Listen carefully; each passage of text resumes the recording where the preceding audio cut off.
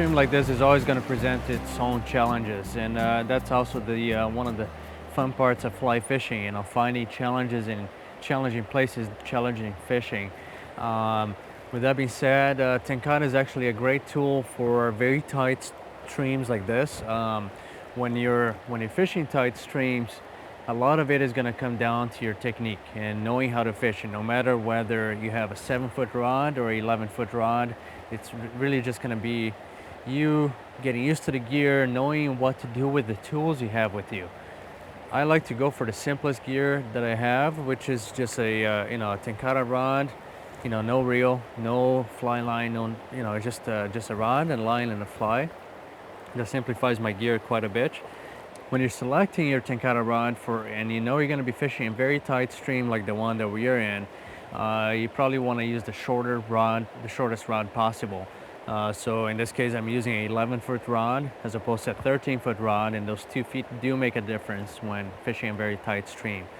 If I am using a longer rod, a 12, 13-foot rod, all I have to do is just take advantage of a couple of different things that I can do with a rod. I mean, first, I can hold the rod up above the handle, or I can collapse one of the segments, still holding it here, or collapse one of the segments and hold way above the handle, so I'm effectively fishing a 8-foot rod.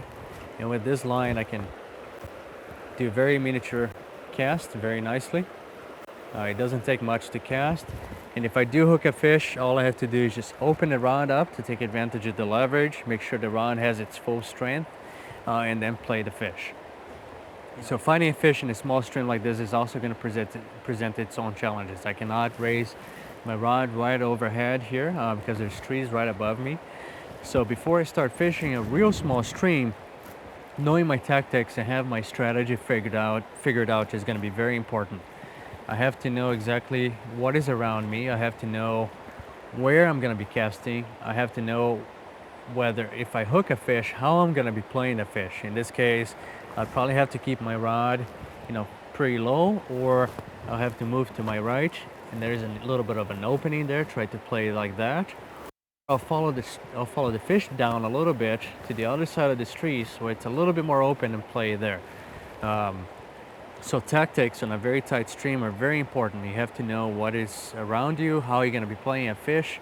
If you catch one, which direction you should probably hook a fish when you do catch one. So all these tactics are very important for a very small stream like this.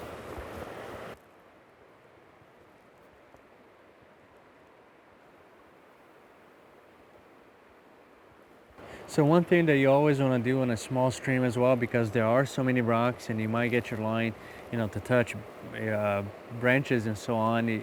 Very periodically, you do want to check your tippet.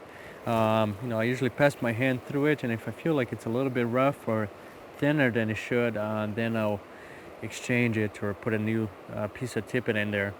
The other thing that you want to do is when you do tie your fly, so in this case I always use just a improved clinch notch, just 6 wraps around, and then through the formed, and then through the new loop that I just formed. It's an improved clinch.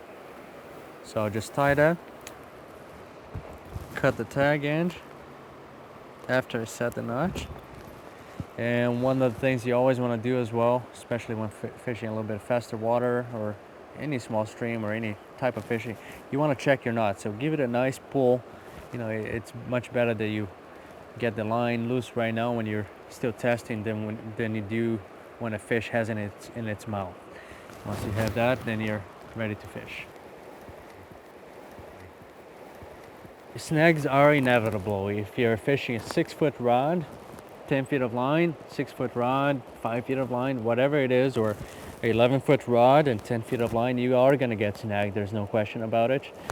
I do think that with the Tenkara rod, I do get snagged less often, primarily because I'm very well aware of what is around me, and I also have a lot of control over where my line is going. If I do get snagged, I'll always try to walk to the place where my fly got stuck instead of leaving a fly behind. I prefer not to leave anything behind. With a Tenkara rod, I'll try a couple shakes, see if I can get my line to dislodge. Not very strong, just a few pulls. If it doesn't, then I'll collapse my rod, collapse each piece of the rod, and then try to reach the line. So in this case, I'll have to walk to the line a little bit. So I'll reach my line. I'll close my rod all the way if possible, including the very tip, because I do not want to break the tip of the rod. So I'll close it, leave the hard tip inside, and then I'll just pull on the line. Give it a few shakes. It's not always gonna get unstuck, but sometimes you just have to break the tippet. That's why we always advise 5x tippet or thinner. And when you pull your traditional Tenkara line and break the tippet, what is gonna happen is your line is gonna get coiled up. That's pretty common. Don't need to despair. It's actually very easy to get it out. First, what you do is just you pass your hand through the line. Just kind of see that there's no knots in it. Pass it once, and you already see that it's starting to get undone. I mean, the line just essentially just twisted onto itself, but you just pass your hand a few times through the line. And I do have a notch in this case. I'll just undo the notch. The knots are going to be always very easy to undo. It's a very thick line, so it doesn't. The knots are not going to be very tangled. And I pass my hand through the line about 3 times so far, and it's almost completely undone. Then what I'll do is I'll extend the rod, and as I extend the rod, I'll pass my hand through the line, and that's going to be naturally undoing the coil of the line. So I just extend it.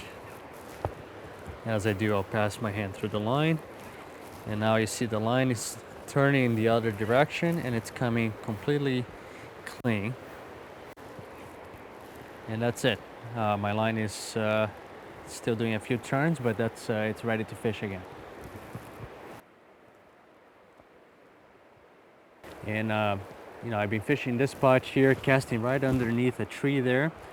And I know that my line can either travel right above this one tree or right below it.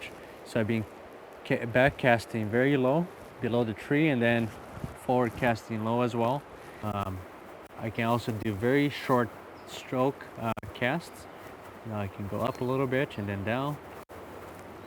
Very little effort to completely roll my line out.